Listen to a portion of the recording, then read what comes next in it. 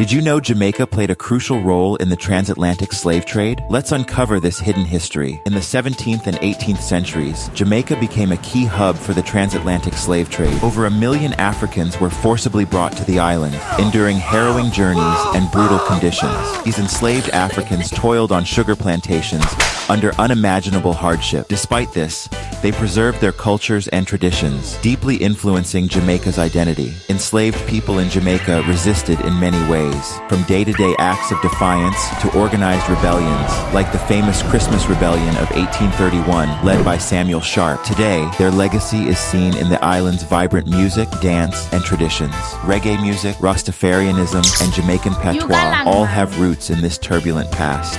Jamaica's rich culture and demographics were indelibly shaped by the transatlantic slave trade. From tragedy emerged a legacy of strength and resilience, defining the spirit of Jamaica today.